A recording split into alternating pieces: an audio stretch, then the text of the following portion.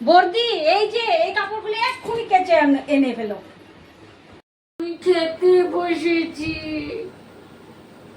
সারাদিনে তো খাই খাই কিসের রে?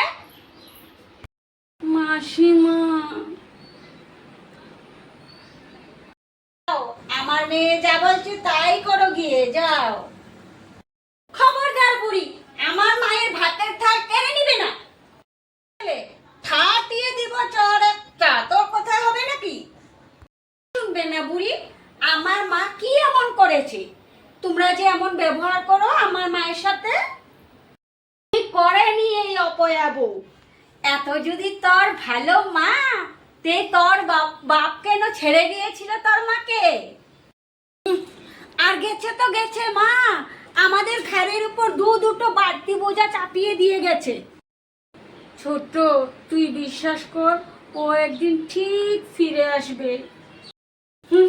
সেই আশাতেই থাকো বর্দি, সেই আশাতেই থাকো। দেখো গিয়ে তোমার বউ কোথায়।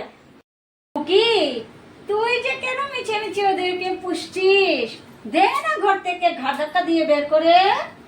না না মাসিমা, আমাদেরকে বের করে দিবেন না মাসিমা। কেন ওদের পায়ে পড়ছো তুমি? এটা তো আমাদেরও বাড়ি। পায়ে পড়ছিস ছেলে?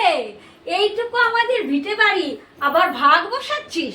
যা যা যা, বেরিয়ে যা।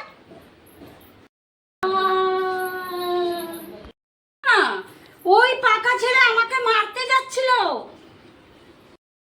থামো, কি করছো তুমি? ওই পাকা ছেলে আমাকে মারতে যাচ্ছিল।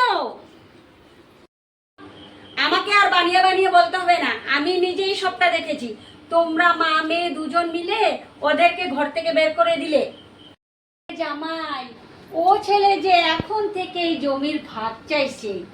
বাবা তো একটা অপদার্থ, তাই ওদেরকে ছেড়ে চলে গেছে। আমি ওর কাকা এখনো বেঁচে আছি, ওদেরকে ওদের বাবার মতন আমি এখনো আগলে রাখবো।